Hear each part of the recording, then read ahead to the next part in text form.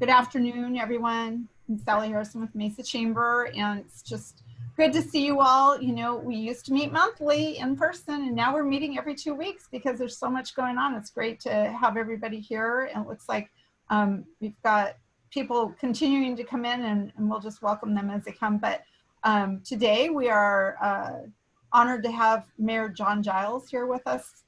He's going to kind of give us a little update, but Mayor, I thought before we get started that we could maybe go around so you could understand who's on the call with us.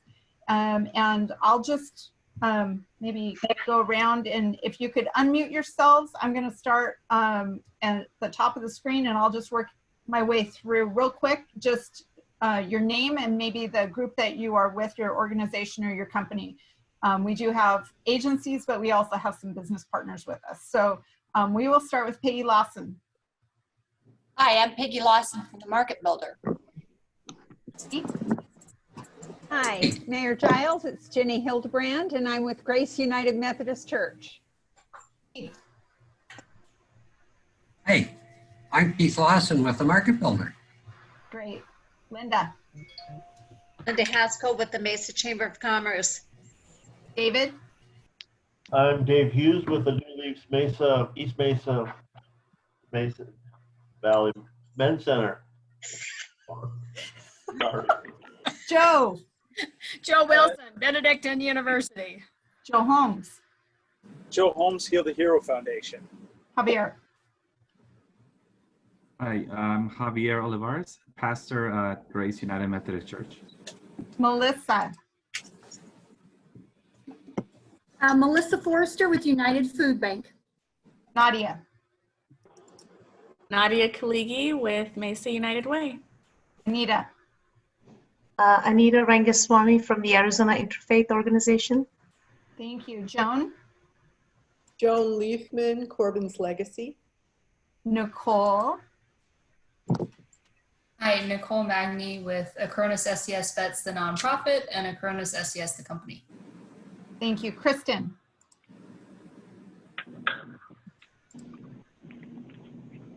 Kristen Harvey with Jewish Family and Children's Service. Katie? Katie Pompey with Helen's Hope Chest. Thank you. Abby? Abby Schroeder with Senator McSally's official congressional office. Thanks, Abby. TJ? TJ Rant with Mutual of America. Scott? Scott Seeley, Mayor, both with the Caliber folks in downtown and also work with a coalition of faith-based nonprofits called Impact AZ. Thank you. Carol? Carol Lawless with Oakwood Creative Care. Lisa? Lisa Olson with East Valley Children's Theater. Thanks. Ray? Ray Villa with the Community Alliance Against Family Abuse. Lauren? Hi, Lauren Leverett with Gateway Bank. Denise? Denise Carter with Overflow Missions. Thanks. Mark? Mark Young from Mesa United Way. Other Mark? Mark DeStassi with House of Refuge. Lisa? Lisa Randall with Family Promise Greater Phoenix. Thanks. Kathleen? Kathleen Wynn with Bass Valley Against Sex Trafficking. Norm? Hey, Norm DeVay with Copa Health, formerly Mark Community Resources here in Mesa. Thanks. Shelley? Shelley Berry with Gateway Bank. Benson? Hey, Benson Bashford with Ascomp Technologies. Thank you. Laura?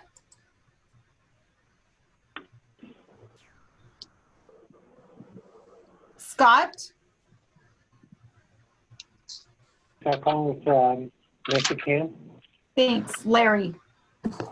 Larry Johnson, Mesa Veterans Resource Center. Thank you. Christy?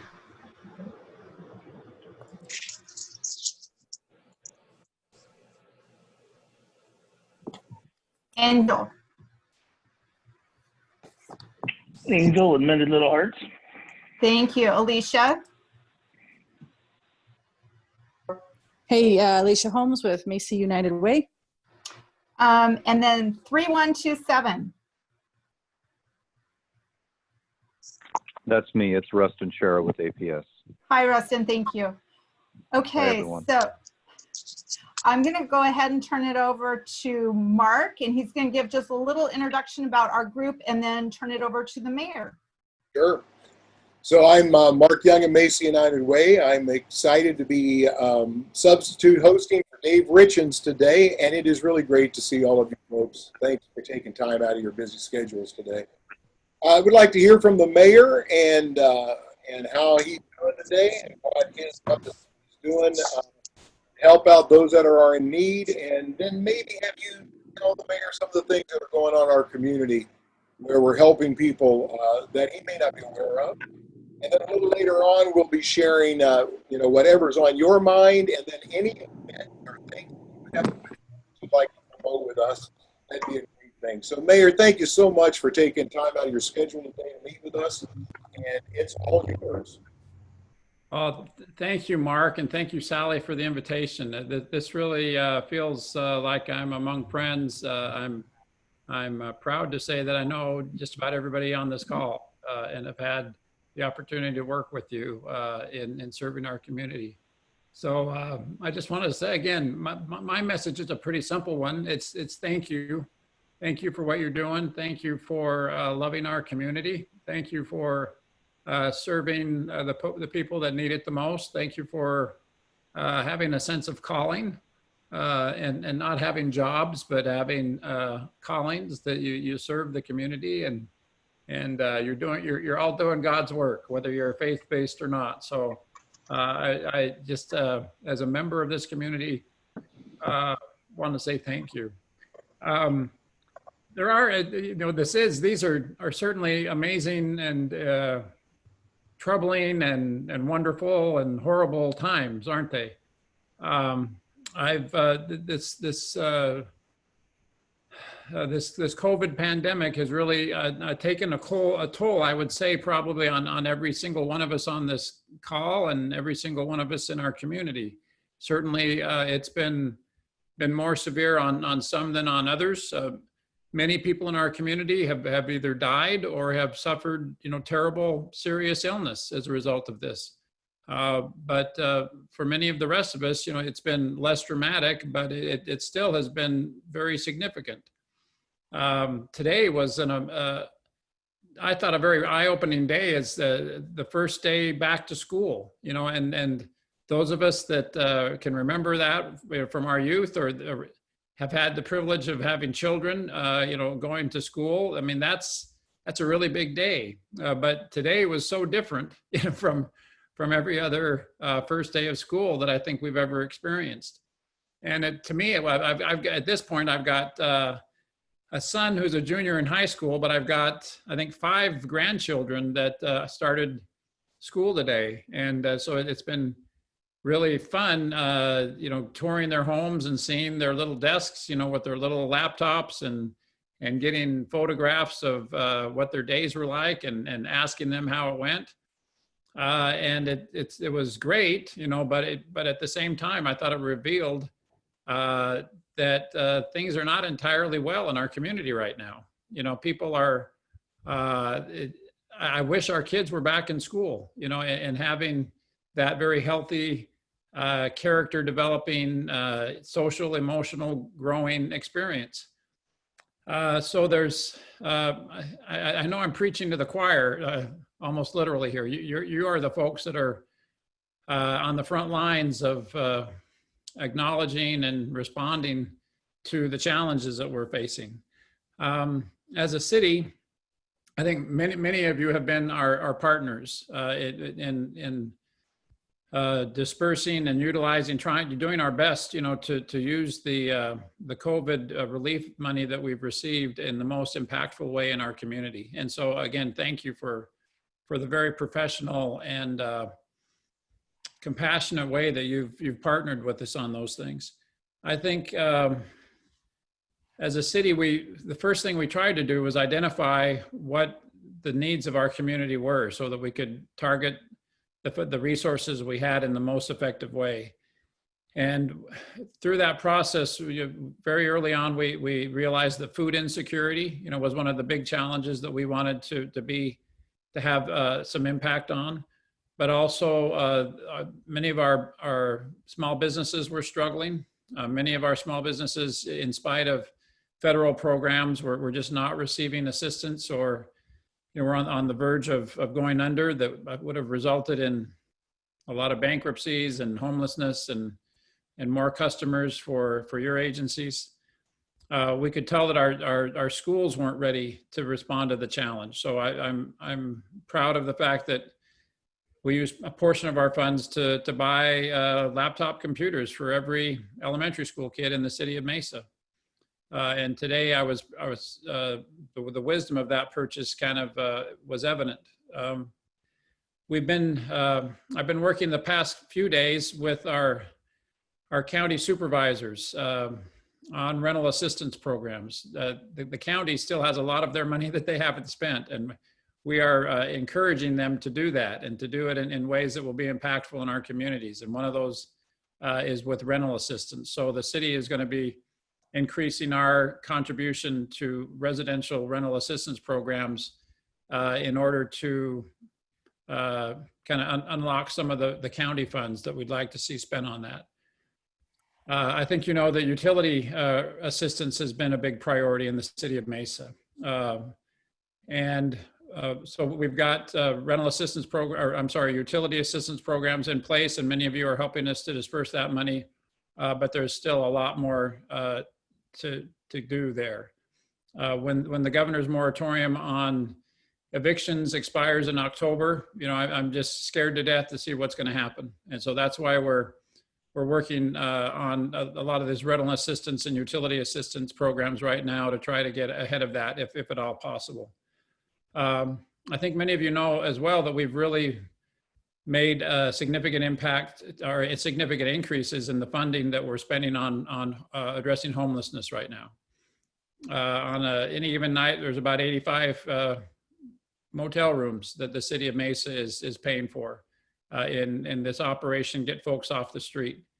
And that's very much an at-risk population, not just under normal circumstances, but particularly now with the health challenges that we're facing. So it's been a busy time for all of us. Again, I'm proud of the way that our organizations have responded. I used to, before the pandemic, I used to say that the thing I liked the most about Mesa was the people here. And that certainly remains true. But now I have a deeper understanding of how true that is. And I think we probably all have had that experience over the last few months, haven't we? Experiences like this bring out the best in people. So thank you for being that hashtag why I live in Mesa lesson. Some of the thing I was reflecting in preparation for this conversation about some of what are the lessons that I think we've learned as a community as a result of this experience. And certainly I was unaware of the large population of disconnected individuals in our community, particularly disconnected seniors. Early on, we became aware of and responded of that disconnected senior population and responded with this Adopt a Grandparent program. And it's become clear to me that that's something that we need to be more committed to and more engaged with even after this pandemic is in our rearview mirror.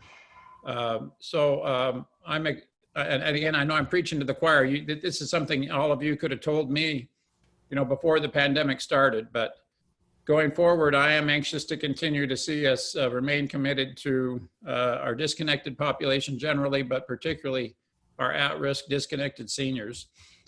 Also, families in our community are disconnected, particularly digitally. As we tried to help our school districts prepare for returning to school, it became, apparent that we weren't doing these kids or these families any favors if we handed them a device and they couldn't connect to the internet. And there are many families and many neighborhoods in Mesa where that's the case. And so I have, again, one of my takeaways from this experience is a deepened commitment to eliminating the digital divide that we hear so much about, but has become so apparently real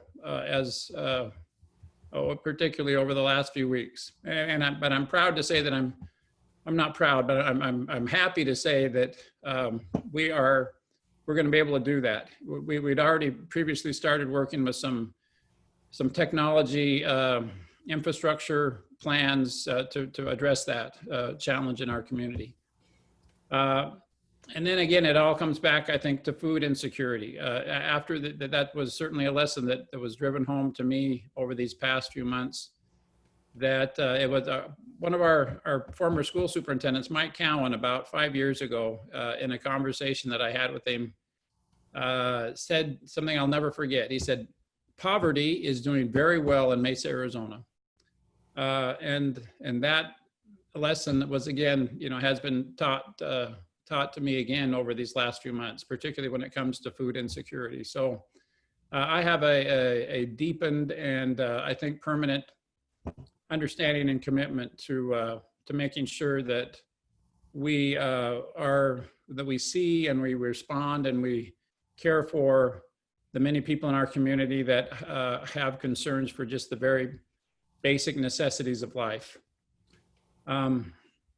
So those are a few of my thoughts. I'm anxious to start listening and to respond to any questions that you might have about how the city is going to continue to respond. I think clearly we are far from the end of this challenge. All of the health experts, and until that's what they're telling us, until we have this holy grail of a vaccine, that who knows how soon that will happen and how quickly that will create the immunity in our community that we need, to kind of get back on our economic feet. Could be 6 months away, could be a year away. I don't know. But we're very much in the middle, or I don't know where we are, but we're in a marathon. We've got miles to go before we're done. So I'm grateful for this organization. I'm grateful that everyone is working so well together, and we understand that this is the status quo that we're going to be living with for the foreseeable future. So I think I probably talked longer than I should have, but again, I'm anxious to start chatting with you and learning what other challenges we need to be more aware of. Thank you, Mayor. I'd like to ask that if you have a question, you can put it in the chat box, or if you know how to use the reactions part of the Netflix, you can just raise your hand, that little yellow hand, the Simpsons hand, and I'll try to find you and call on you. Mayor, I want to say to you, and I've wanted to say, and I maybe have said this to you, I know that politics is a hot topic right now, but despite all of that, I want to tell you that we are lucky as a community to have you as our mayor. And the compassion that you have for people who are in need, it touches all of our hearts. So thank you for being sincere and caring about the folks in our community, and we applaud you for that. So I want to say that on behalf of everybody, but y'all can say it if you want, but that would take a lot of time. So thank you, Mayor. Thanks, Mark. We have a question from Lisa that says, can you tell us where we are with the dynamic with Cox to provide affordable Wi-Fi for socioeconomically disadvantaged families? Great, thank you. Wonderful question. That this has come up, multiple times in just the last few days as we've tried to respond to all of these families that are now homeschooling their kids with a device that they have from Mesa Public Schools or one of the other education providers, and they're worried about again how effective that device can be. Cox has had this wonderful program, this $10 a month program for several years now. And for those of you who don't know, if you meet the income requirements, Cox will say, we'll give you Wi-Fi to your home for $10 a month. And it's, again, an effort to bridge this digital divide that we're so worried about. Unfortunately, that program has just never really met its potential. It's always underperformed. It's great that it's on the books, but it just hasn't been utilized nearly to the way that to the extent we would like it to be. And I think part of that has been because people weren't aware of it, and they weren't, willing to go through maybe the qualification process to make it happen. But also we had some infrastructure problems. That there are parts of Mesa that just are too distant from the infrastructure that it needs to be effective. So when I talked with we have 4 school superintendents in Mesa. Mesa Public Schools, the largest school district in the state, about 65,000 kids. Gilbert, 1/3 of Gilbert Public Schools lives in the city of Mesa. And then Queen Creek Public Schools is all of the southeast part of Mesa, out by Gateway and Eastmark and Cadence and all those fast-growing communities. And then Higley School District also has a portion of Mesa. So I spoke with all of those superintendents, and I said, what's the one, give us something to do to help you. What's the one thing that we could do to help you? And they uniformly all said, we need devices for our elementary school kids. So I think that was a great expenditure. But as we talked with Mesa Public Schools in particular, they're kind of taking the lead on this. They said, I'm sorry, thank you, Mesa, but the devices alone are not enough. We need you also to help us with the connection and with the digital, the Wi-Fi hotspots. And there's things that we need to load onto these devices, so that if a family is in that situation where they don't have Wi-Fi, that this device is still operable and able to do the job. So a lot of that is the Cox program. And so a lot of these devices that we're passing out now are coming loaded with, and then there's personnel at the school districts who, when they find out that a family is, in a trailer park somewhere, or that, they're just not wired, there's some hand-holding that needs to be done on an individual family by family basis to make sure that those devices are working, and that the Cox program and the Wi-Fi hotspots, and the city of Mesa also does. We are going out and installing some of our Wi-Fi hotspot hardware in places of the city where we've discovered that that's necessary. So it's not perfect by any means, but we are on a family by family, neighborhood by neighborhood basis trying to resolve those problems right now. Thank you, Mayor. Are there other questions of the mayor? You can just hop in. Eric, do you have something? Yes. Hello, everyone. Sorry I had some technical difficulties, but I think I'm a little smarter than the device now. So, but first, my name is Eric Jenkins. I'm the director of Streets of Joy. We run a food bank here in Mesa, and we also have a transitional living assistance program. We work with ASU and the recidivism reduction. Hopefully, we're going to be deploying a grant from the federal government in this area and representing the state of Arizona. My question is, I'm kind of in a unique situation, and I've been going through the processes of utilizing all of the resources with me, but sometimes it's a matter of just knowing who to talk to and where to go. With our food bank, we've never closed the doors. With our transitional facility, we've actually expanded. We have a very robust protocol for COVID-19, and we've added about 40 beds. But our program is designed to help men and women get on their feet and work. So for the most part, we were self-funded. We utilized, the ASU, the baseball games, and the spring training and things of that nature in order to fund the program. Obviously, all of that is out now. And because we've never really been into the grant environment and the giving and asking environment, we find ourselves in a pretty catastrophic situation very, very quickly.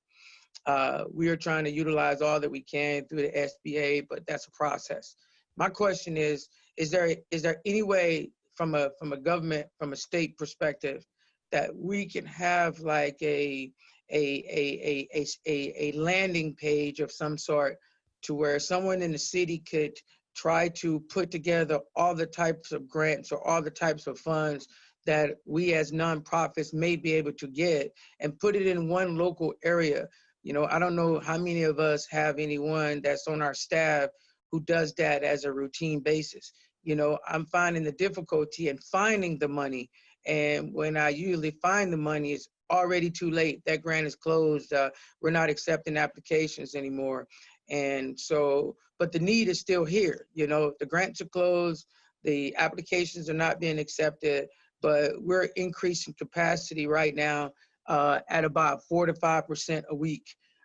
Within about 3 weeks, depending on how this unemployment situation fall out, I would dare say that, you know, we're going to be at full capacity of about 130 men and about 40 women. And, you know, we provide room and board and shelter. We provide job transition training. We provide transportation back and forth to their appointments and things of that nature.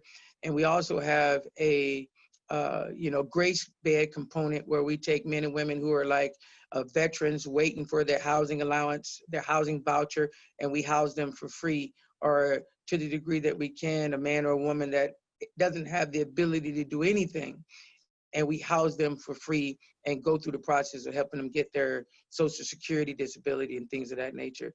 Is there a way we can get some help in just finding opportunities before it's too late to help support us financially through our initiatives? Eric, I'm going to ask you to call me, and then certainly the mayor can respond to that. I'm going to put my phone number in the chat, and I think we can help you out with where you can go to find that and what some opportunities are, okay? Right, right. Mayor, would you like to respond to that? Well, Mark, you read my mind, because Eric was going to refer you to Mark as really a good resource for, you know, as a human service agency in the city to kind of get your feet under you and find out which line you need to be standing in, and, you know, how to not be last in the line.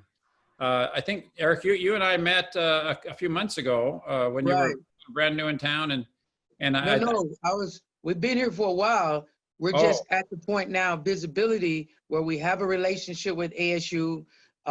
We have over 100 people in the program. Great. We're placing at least 5 to 10 people almost every month back into the marketplace. When you and I met, Mayor, it was right before the pandemic. And I was coming to you to say, hey, I just want to let you know that you have a nonprofit in your city that's about to go national. And I didn't want to go national without knowing you and our local constituents. You know what I'm saying? Yeah.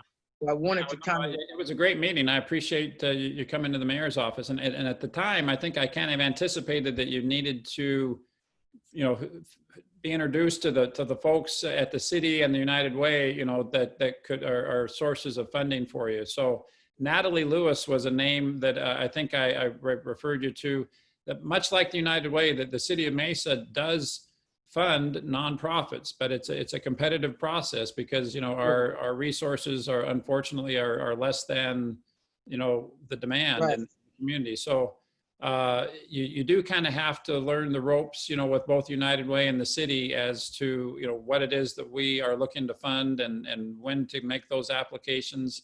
So Mark Young is one name you need to be very familiar with and get some education from. And then Natalie Lewis, who's one of the City of Mesa deputy city managers, would be another resource for you in a similar way to Mark. And Eric, the people who go ahead, Sally. I was just going to say, several people have put some information in the chat room for you. So if you want to look at that, there's a handful of comments for you specifically. Kathleen has a question for the mayor. Hi, Mayor. How are you doing today? Oh, I'll tell you in a couple hours, Kathleen. Good to see you. It's great to see you. Hey, yesterday I got to work with our fine Mesa Police Department, and so it was on my heart. They did an amazing job, and they continue to do an amazing job. And I know that the whole conversation has gotten very political, but I think I'd like to know, schools aren't open. We have school resource officers. We have everything in Mesa PD. What is the city doing to support our officers and I know Jan brings bundt cakes, but what are we doing to help keep our morale up of our officers and to let them know that we support them and how proud we are of them and be sensitive to everything that's happening. But I think I just want to hear from you what Mayor and Council is thinking and the city is thinking about our department and our city and what that looks like, if you don't mind. You bet. Thank you. A year ago, we had a big campaign in the city of Mesa to raise the city sales tax by a quarter-cent to address so that we had the funding that we needed to keep pace with the growth in our community, specifically on public safety. Because, as you mentioned, we were asking more of our police officers than we should have. They were literally, racing from one call to another because we were understaffed. And so I'm thankful that the voters responded and said yes and allowed us to increase our funding for our police officers. That came, of course, just in time for this huge economic, catastrophe to occur. So sales tax is not generating nearly the amount of revenue that it was before COVID. But we're still very committed to increasing the staffing of our police and fire department and building the new police stations and fire stations that were promised as part of that sales tax initiative. I think you all know that because Mesa is one of the 38 largest cities in the United States, so the city's over $500,000, we got direct funding from the federal government with our COVID relief funds. That's been a huge blessing. A lot of our neighboring communities, I just feel bad for them because they've been very dependent on, holding out their hands to the state and the county. And what Mesa was doing in a matter of weeks, they are still waiting many months, to be able to address. But one of the appropriate uses of those funds is supporting public safety. And so the Mesa police and fire departments they are fully funded. They are fully operational. We are continuing to grow those departments in spite of, the real economic hit that we're taking as a result of the drop off in the economy, the drop off of sales tax. I think many of you know Mesa is the largest city in the United States without a primary property tax. We are more dependent on sales tax than other communities and utility revenue. So when there's a downturn in the economy, other cities catch a cold and Mesa catches pneumonia, because we're just particularly dependent on that. So we are at risk, financially as a result of this downturn in the economy, but so far so good. I'm also happy to tell you that our city management had anticipated a downturn in the economy, on the horizon. So we had fairly large reserves in the bank, about $90 million.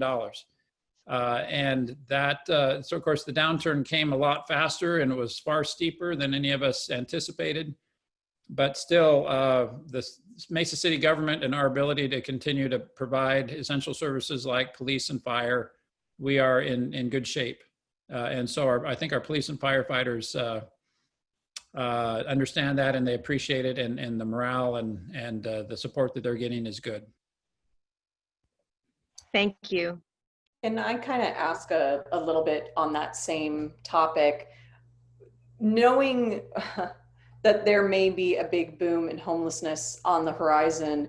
Are there plans to shore up the homeless initiatives that the Mesa PD have already started, the community courts, and build up that aspect of the Mesa Police Department with those funds as well? Yeah, and this is a topic of conversation in Mesa and across the country, isn't it? Because we hear, the call of defund the police, and even most of the people that are using that language will quickly admit that's not precisely what they mean. They mean we want to maybe decentralize some of the social services that right now are provided by sworn police officers to civilian employees, or look for a different model to supply some of those services. And that's something we've been looking at, long before COVID, long before George Floyd, for the last several years, we've been asking ourselves repeatedly, how can we have more civilianization in our police department and allow police officers to do what they, to fight crime as opposed to be social workers. So we have been working on this. We're still trying to get better at it. And I think I'm proud of the community court program, the veterans court program, the kind of change of the paradigm that we've adopted, where our police officers are now asked to look for opportunities to provide services more so than be punitive, in the way that they interact with the homeless community. We have had a lot of extra funding these last few months, and so we've really scaled up our the level of services that we're providing. Like I say, that 4 or 5 months ago, we weren't paying 85, we weren't renting 85 motel rooms every night for the homeless, and so I'm concerned about what's going to happen in January when our COVID money is gone. But again, right before this pandemic hit, you may recall, this was coming to a head in Phoenix. The CASA facility, the city of Phoenix was being asked to expand that facility by hundreds of beds. Mayor Gallego agreed to do that, but when she did, she said, it's time for our neighboring communities to step up and do their share. Phoenix can no longer, write the check and be the only provider in of a lot of these services. And the same is true with Mesa. Phoenix does more than its share. Mesa does more than its share. Our surrounding communities pretty much rely on those two communities to provide services. And I don't say that, I say that with love and respect, for my neighboring communities, but we need to have a wake-up call, and our other communities need to. There literally are, I won't name names, but there literally are cities that are our neighbors who think they don't have a problem with homelessness because they don't provide any services, and so that Mesa and Phoenix, is where the homeless are. So we've got to change that that perception. When COVID's over, we do have to rise to the occasion, and some of these, we need everybody, identifying what it is they can do and participating. So we are going to need, Mesa does need to provide more beds. We aren't doing enough. We weren't before COVID, and unless something changes, we won't be able to afterwards. But one of the ways that I think we're going to get better at it is getting our neighbors to hopefully step up and do more. Yeah. Thank you, Mayor. Can I say something real quick with that? Just really quick. That's a very, very powerful point that we're making here, because a lot of the misunderstanding is who actually supports the homeless community. Now, that's the area that I work in. I'm supporting homeless people every day, and I'm providing rooms, I'm providing beds, food, clothing, and shelter. But we're never looked at as part of the homeless support initiative. We were discounted from even taking a part of the HMIS, the Homeless Information System. We applied for it and we didn't get it. But yet we routinely have as many as 150 to 200 homeless people in our program that we take off the street. There's a misunderstanding of what companies actually take care of homeless people. There are programs that are being funded for homeless initiatives, but when the money runs out, those people go to the streets. We get those people when they're on the streets. We get the people when no one is taking care of them and no one wants them because they're not attached to a funding initiative. And so, I think a little small deep dive in understanding, before you read the brochures about the companies, understand what their actual applicational commitment and input into the homeless population is about. When I said we've expanded 40 beds, I'm talking about we've expanded 40 beds to bring in more homeless people, but we're not getting any money like the hotels are getting for their homeless initiative. We're self-funding it, you know, but no one knows that. Eric, I would ask that you call me. Just call me. I sure will, Mark. Thank you very much. I sure will. All right. Mayor, we have a question from Jenny about how are we doing with the census? Not as good as we should. I mean, I think we're like at 60%. I mean, we're a little bit behind where we were 10 years ago. We kind of got distracted, obviously, with you know, the events that we've been talking about.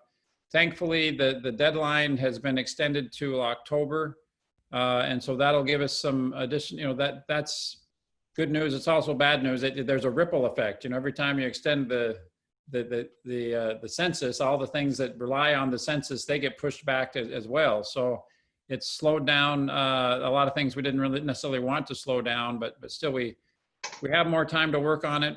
There are some great talented people at the city of Mesa who are working on it full time. Mesa Community College has stepped up and been a great partner in helping us with outreach. As MAG, I was part of what we've done at MAG is allocate a lot of money for advertising programs in non-English language advertising programs, doing outreach to communities that are traditionally undercounted. So the answer is, yeah, we've been distracted, you know, so I'm concerned that we might have an undercount, you know, but the risk of being undercounted has been exacerbated by COVID, because we're just not spending the time and energy on it that we need to.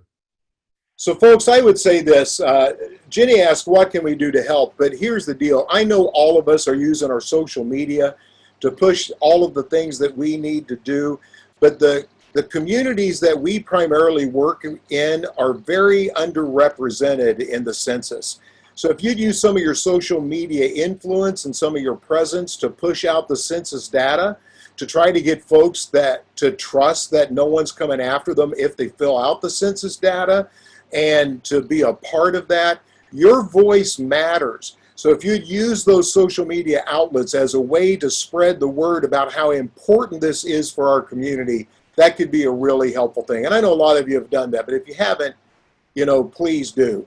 Abby, I'll get to you in just a minute. Nicole, do you have a question for the mayor? Yes, thank you. Hi, Mayor. My question was going back to something you said at the beginning about how Mesa's been able to buy and distribute laptops for every elementary school age child in the city, which is fantastic. And I'm curious whether there was an opportunity or discussion about how cybersecurity is factoring into the conversation with education right now and all the online learning. I know that has been discussed extensively at the school board level. That was quite an item of discussion, I think a year ago or two, where there was concern on the part of a lot of parents that the devices that were coming home didn't have the adequate technology included in them to make them safe for identity theft and pornography, or all of the issues that you could be concerned about when it comes to devices and young children. So the city of Mesa, that was not part of our discussion, but I know that issue has been discussed at the school board level of each of those 4 districts. So I'm sorry, that's all I can share on that. Okay, thank you. Abby, I realized that was a hand clap, not a hand raise, so my apologies. It takes me a while to understand these tech things. Is there anybody else that would have a question of the mayor? Actually, Mark, I think Abby does have something that she wanted to talk about. I was Go ahead, Abby. Thank you, Mayor, for all that you've been doing. And I know homelessness has popped up a lot, and I've been trying to go through the different HUD programs and grant opportunities. So maybe I think that might be a conversation for a different day of if we need somebody from HUD to come and explain certain programs that we're looking at, or help talk about how to access the different resources, because I know that's on their mind as well. So just wanted to put out there that I'd be happy to help mitigate that and pick that conversation up on a different day. Yeah, thanks, Abby. You know, the city of Mesa is very conversant in the HUD requirements. I mean, we administer, you know, several $1 million every year of HUD dollars for housing and other programs. So we do have some good expertise in that at the City of Mesa Housing Department and in our other human service agencies. So I would never discourage you from reaching out to HUD directly, but there's a good chance that we have the capacity in the City of Mesa staff to respond to some of those questions. Anita, did you have a question? Thank you, Abby. Did you have a question?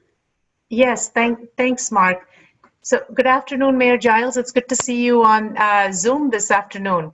Good to see you. We do miss some of the meetings that we used to have through the Arizona Interfaith at your office way back, you know, even 6 months, a year ago. But so since you're familiar with some of the mission and the vision of the Arizona Interfaith movement, and the fact that we have quite a few different faith traditions from different parts of the valley as well, including Mesa, do you see any way that we would be connecting with some of these organizations? I've been attending these meetings and I've been trying to understand a little bit more about what each of the organizations do, and it's great to be part of this forum as well. So I just wanted to get your perspective, having been part of the Arizona Interfaith organization for several decades perhaps.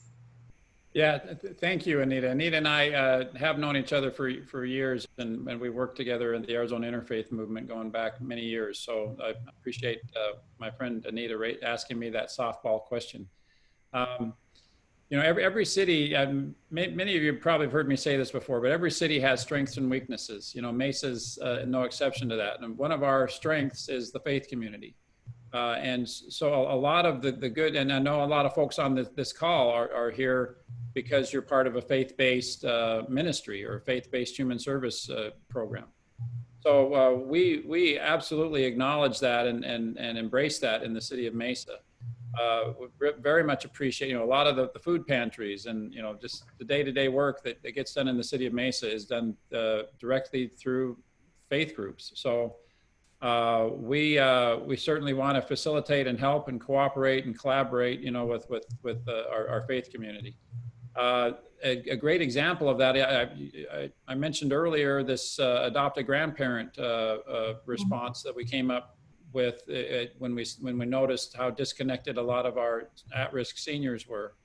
It was for our city, Mesa, you know, that really stepped up and facilitated finding the volunteers and vetting the volunteers and providing folks to go out and be the adopted grandchildren, you know, to facilitate those relationships and that connection. So if you are a faith group and you're looking for ways to collaborate, you know, in the city of Mesa, For Our City is a great place to do that. And that's another group very similar to the one that we're participating in right now, where Pastor Paul Anderson in our community is the chairman of that. And so if you're not familiar with that, I'd invite you to reach out to Pastor Anderson. Okay, well, thank you. And also, in fact, I've tried to connect with Mark Young, who's also on this call, because you do have I heard you mention that you have some reading sessions for the children, and that could be an opportunity, I guess, where you know, some of the volunteers could be involved. So we can discuss that. I can call you or connect with you offline. A couple things. For Our City meets tomorrow. It'll be our first Zoom call. So if you'd like to be a part of that, let me know. And with the reading program, we're doing a pilot program for 6 weeks, and then we'll know how that's going to work. So I'll let you know about that as well. That would be wonderful. Thank you. We have about 9 minutes left, and Jenny had a question about how COVID testing sites are going, that folks have tested positive second, third times or having difficulty getting test results back. I know that's an issue. I know MCC's done a pretty remarkable job with getting those turned around in 72 hours. Do you have anything you'd like to say about that, Mayor? Yes, this has been obviously a huge source of disappointment and frustration, the delay in the testing. And thankfully, I think we may have turned a corner in that just really in the last 24 hours. The real backlog that we saw, in testing has apparently now been caught up with. And so going forward, we're optimistic that we will get, 48 hour, 72 hour maximum, turnaround on testing. The city of Mesa is going to be more engaged in testing than we have been previously. You've seen the city of, and this we're following the lead of our big sister, the city of Phoenix, that I admire the work that Mayor Gallego has done there in standing up additional testing facilities. So you'll see right now, the truth is a lot of the testing facilities in Mesa are not being adequately utilized. If you drive by Mesa Community College tomorrow or the next day, you'll see some, in the parking lot there behind the football stadium, you'll see a lot of huge tents, set up like the United Food Bank food distribution events, and you won't see very many cars. So shame on us, for not doing a better job of letting people know that testing is free. Okay, if you have health insurance, they'll bill the health insurance, but if you don't, you're still going to get tested. Medicaid is going to pay for all of that. So and if you could please help us push out the word, in order to get ahead of this pandemic, testing has got to really ramp up dramatically in the city of Mesa. So let's do everything we can, to let people know that. I think some people have been pessimistic about it. Like, why would I go get tested if it takes me a week to get the results? I can't self-quarantine for a week, while I'm waiting to see if I've got the test. And so it's, I guess it's easy to see why people, aren't being tested as much as we'd like them to be. But to answer your question, it looks like the testing backlog has been resolved, and going forward, we can encourage people in good faith to please go get a test. You'll get the results back in a timely way, and that's how we're going to ultimately get ahead of this thing. Yeah, I know our policy is that if you think you have it, you have to get tested, and you're not allowed back to work until you get a negative. And when those test results take 10 to 14 days, it impacts us from an economic standpoint. So if we can get that turned around in 3 days and get people back to work when they're negative, that's a good thing. So I do think MCC is a great option. Joe, I know you have a question, and we're at 6 minutes. So if that'll work, Joe Wilson, are you still there? I am, and it's a quick one to the mayor, or an observation. We all are sitting here knowing that so many things are on hold, not knowing what the future is, particularly for all the nonprofits looking at fundraising and all of those other activities on it. And we also know that a lot of it is dependent upon the control of this virus. And that control of that virus comes down to a lot of individual behaviors. You hear it all the time: wear the mask, social distance. And I'm in Pine Top partly because it's cooler, much cooler, but because I feel safer up here, obviously, than I do in the valley almost. But I want to know what your observation is in regards to our community as a whole in Mesa. Do you believe that they've taken it serious enough that we will help reduce that? Yes, thanks, Joe. I wish I were with you in Pine Top. That looks beautiful. Yeah, I mean, just to rehearse with you what you already know, about a month or so ago, when the governor allowed cities to mandate masks, there was a big outrage among all the folks who felt like their, freedoms were being attacked, and there was a political, source of consternation, in our community. And when that happened, we had some family visiting from out of state that were here for a funeral, and they said, "Man, what is wrong with you Arizona people?" They were visiting from Washington, D.C., and they said, "We've been wearing masks for, months now, and nobody in our community would think of going outside or, going out in public without wearing a mask. Why why all the hubbub, over this fairly, easy thing to do? And I think we just had to get over, getting used to wearing masks. And frankly, a few months ago, there was contradictory, medical advice about the effectiveness of masks. And thankfully, that his situation's evolved. And now it's very difficult to find anybody with any credibility at all, who will not talk about how critical masks are and social distancing. So I think, so to answer your question, Joe, yes, things are much improved in our community right now. I see a lot of people wearing masks that you can tell aren't happy about it. They're grumbling, but people are being compliant. And I think that's why you've seen in the last couple of weeks, Arizona, fall off of the front page, in terms of how widespread the virus is. So that's been positive. That's been a good thing to see. Thank you, Mayor. I mean, it's a matter of getting used to stuff. When this is all over, I'm going to have to get used to wearing pants. So, it's just, it's a tough thing to get used to. Mayor, I got to tell you, thank you so very much for your time today. I'd like to say this. I hear us talk about the new normal. And a parent said to me the other day, my child is really having a difficult time with the term the new normal because it sounds like we're going to be in this forever. And so it's changed my mind a little bit. I think we need to talk about this as the temporary normal, knowing that there is coming a time where we will be back to doing what we normally do. And we need to remember that. This is for a period. And I got to tell you, as much as I hate this, I think there are many, many good things that are going to come out on the back end of this about how we do business, about how we take care of people, and about what really matters in our lives. So I would like to leave you with, here's what I'd like to leave you with, and then I'll turn it over to Sally. My granddaughter started her first day of school today, and I want to share a picture of her in her office with her mama. She decided to wear this dragon on her head while she was taking class today, which I am sure her teacher deeply appreciated. But here's the deal. She's so cute. She looks so much like her grandfather. Okay, that's enough for me. Sally, back to you. Thank you, Mark. Mayor, any final words? We're all going to be watching the news tonight.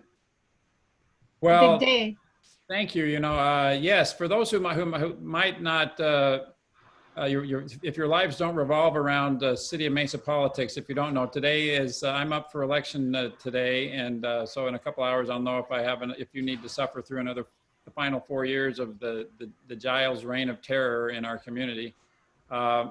So I'm hopeful to get the chance to come back. The reason I walked away from my law practice and became the mayor of Mesa is because it's the best thing I could imagine to do with my time and what few talents or energy I have. And so I'm grateful for your support and the opportunity to work with you on serving our community. So if I don't get to do it anymore, I'm looking for a job at a nonprofit, so let me know if you know of anything. But if I do get to work with you, I'm excited to have that opportunity. There's no place better than Mesa, Arizona. It's a wonderful combination of people who have the resources and the sense of calling like you, and people who need help. And so who would want to live in a community that's only one or the other? That's terrible. But luckily we've got both. And so that it's fun to be a part of people that are helping and people that need help. So thank you again for all the great work that you're doing in our city. Well, thank you, Mayor. The chamber has endorsed you, but I'm looking at the chat and it looks like you've got a lot of others that have endorsed you too, just according to the chat and our conversation. So thank you very much for being here. We appreciate it. And please take this as an invitation to come back anytime you want. We've been meeting every 2 weeks through COVID, so we don't typically do that, but we do appreciate everybody being on this call and all the work that this community does. Why I live in Mesa, really, it kind of stands out when we get together on calls like this. So unless there's anything else from anybody, it's 5:01. I'm sure the mayor has things he should be doing right about now. So we'll call it good, and we'll see you in a couple of weeks. Thank you very much.